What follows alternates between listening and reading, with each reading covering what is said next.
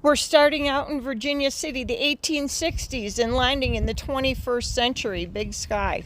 Good morning. It's April 15th here in Montana. We are heading up to Big Sky. We have an appraisal to do up there. So along the way, of course, I'm going to show you some of the highlights. I think you'll enjoy the trip, especially when we get to Hebgen Lake. Kind of cold right now, kind of blowy and wintry. So here we are driving through Virginia City. Sorry for the glare, but we're driving right into the sun. It was early in the morning, so at least you can see a little bit of what the main street looks like. And since tour season hasn't started, you can actually imagine more clearly what it might have been like way back in the 1860s when this town first got going. They discovered gold back in 1863, and that's when Virginia City really started up. I have several videos on Virginia City, and I'll be doing more on that. So you can subscribe to our channel and look for those as we continue to tour around Montana. And we're going to be going up over the top and dropping down into Ennis.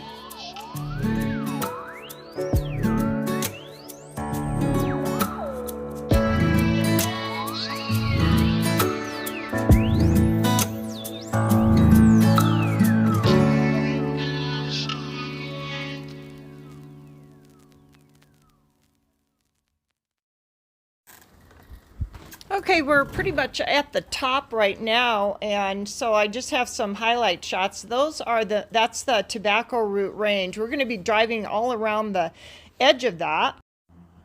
You always have to watch out for animals crossing. There were a few deer here, and one time we saw 2 cougars cross in front of us, which was pretty exciting. So anyway, we are dropping down, and again, the glare was a little bad. But we'll be driving through Main Street, Ennis. So if you turn where that white truck is turning, that takes you on up to Norris. And then you can take the road over to Four Corners and actually get to Bozeman. Here's Main Street, Ennis.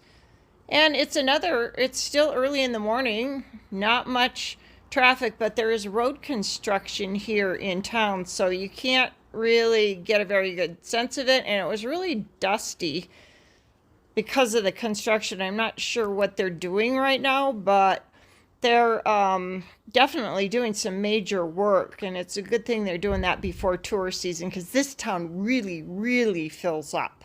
It's busy. You can hardly get through it in the summertime. All right, now in just a little bit we'll be crossing the Madison River. And in my videos, you know, I love the rivers, and we see all of the main rivers. But this is the Madison. It's beautiful right now. We should be coming across it here shortly. I hope it shows up okay.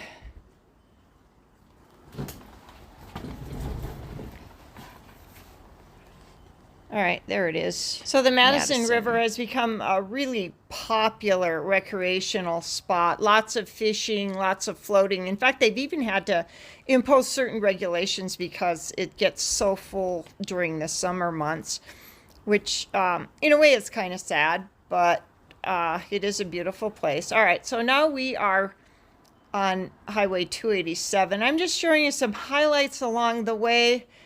Those are some up-close pictures. There's Sphinx. You hear a lot about that. That's one of the famous landmarks. You know, you're by Ennis and you see that mountain. This is the small town of Cameron. By the way, I'm condensing this drive into about 20 minutes, but it actually was a 2.5-hour drive. All right, so there we go. So we are about an hour to West Yellowstone. Yeah, we saw lots of elk along the way because we had recent snowstorms, so they were really pushed on down into the valley. Look at one thing you might notice about my videos, I'm not real big on modern development, so I'm not taking the time to show all of the houses along the way. too much. I just like to show the natural features that are pretty interesting. Okay, so we've been going south. Now we're turning east, and we're going to be going by Quake Lake. That was the big earthquake that took place. And then we'll also be going by Hebgen Lake. And I thought that was something that people would enjoy seeing. You can still see the frost. So up here you can take a right, and that'll take you down into Idaho. That's where that truck is turning off. There's Island Park and different places like that. And we're going to go straight ahead. And it gets a little bit dark in here again because in this canyon here, it doesn't really get a whole lot of sun. But I think you can still kind of get a pretty good sense of it. So this, so the earthquake took place in 1959. Actually, 27 or 28 people were killed, and definitely changed the geography in the area. It was really quite a catastrophe, actually. So I'm just going to play some background music and let you enjoy the ride. If you have any questions, just let me know in the comments, and I'll try to answer any of your questions about the area or about this particular trip.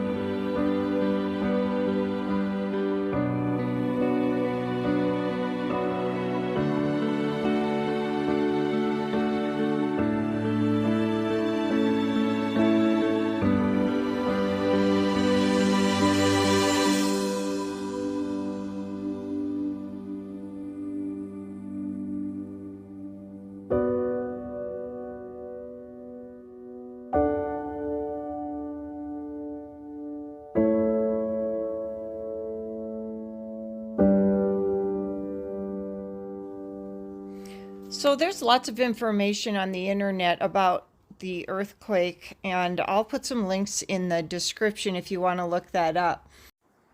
So as we go around Quake Lake, up ahead off to the right, you'll see a dam, and I'm not sure if I got it in this video or not, but anyway, that's the division between Quake Lake and Hebgen Lake.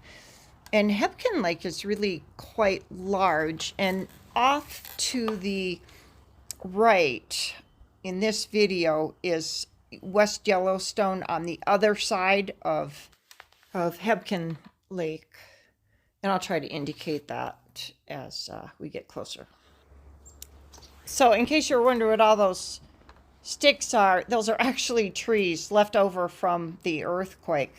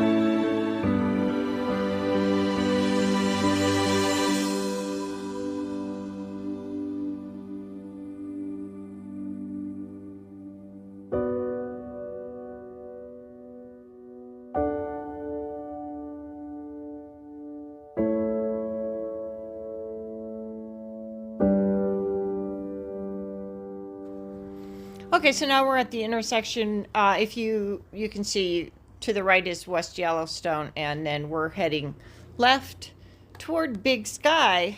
And there are some other interesting things. See, here we have a lot more sticks. That's also the result of a forest fire. There's a few more shots up ahead of that too. So we have 26 more miles to go, and I'm just showing you some snapshots. It was dark and dreary. There's some more forest fire remains, and eventually those will all go down. So instead of a forest there, it's just going to be an open field.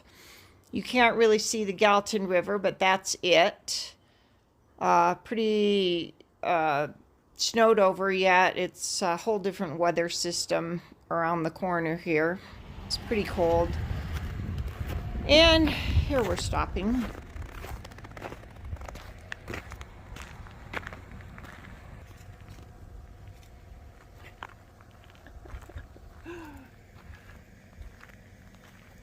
All right, the sun has finally come out. We are on our journey up to Big Sky. And we traveled through some interesting country, but now we are getting close to Big Sky. Lucky is rolling in the snow break, having fun because our snow is almost all gone. And as you can see, there's still quite a lot of snow up here. We're just taking a little break from our drive. It's nice to see the sun came out. And there's Mike. He's been driving this whole time. We've been driving about an hour and a half now. No, a couple hours. And we're almost there. And there he is, Lucky again. Loving the snow.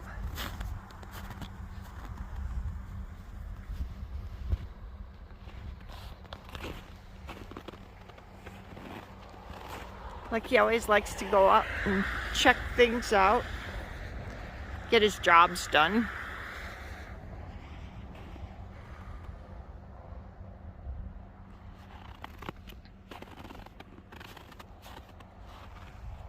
Good boy, Lucky. Atta boy.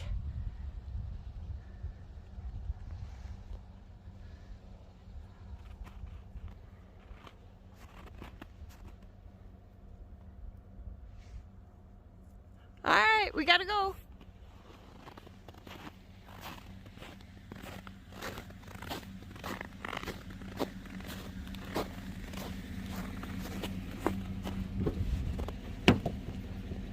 There's a doggy boy. Hop in. Yeah, jump in. Is that fun? Get to roll around. So this is the Gallatin National Forest, and I thought it was interesting that there was a telephone sign there, but cell phone connections aren't really good. You should flip your phone to airplane for a second and then turn it off, and then you'll get a better cell phone reception. And there's a lot of different rock formations along the Gallatin, lots of rocks and sharp cliffs, and it's really quite beautiful. And also it is a huge recreation area, and once you get closer to Big Sky, it's a completely different world. It's really not like the Montana we once knew. So I didn't do a lot of filming up there at Big Sky, because if you're interested in Big Sky, you can go up there, check it out for yourself. It's really not my kind of thing. I'm just more of a country girl, and I like things the way they used to be, but the contrast is quite something from the 1863 Virginia City to Big Sky, and I just thought it was quite interesting. So we are getting closer now.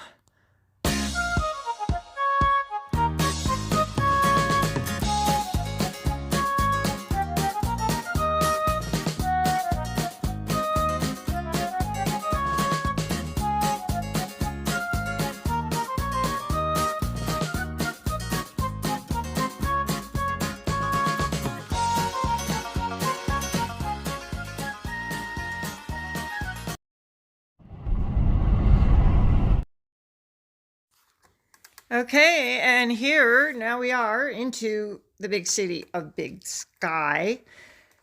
It was shocking to me. It's been a while, like 5 years or so since I've been up here, and it's grown a lot. Anyway, you turn left right here.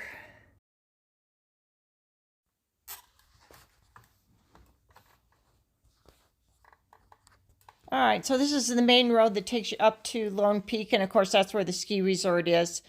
It takes about, I don't know, 15, 20 minutes to get up there, and it's really solid homes on either side, shopping centers, and all kinds of stuff. So I'm not going to film that whole thing. Well, I hope you enjoyed this little trip, condensed trip. If you ever get the chance, it is a beautiful drive, better in the summertime when the weather's nice. And those are the roads that we took. Southwest Montana. Travels with Lucky. Please subscribe if you liked it. Click like, and Lucky will be happy about that. Well, thanks for watching.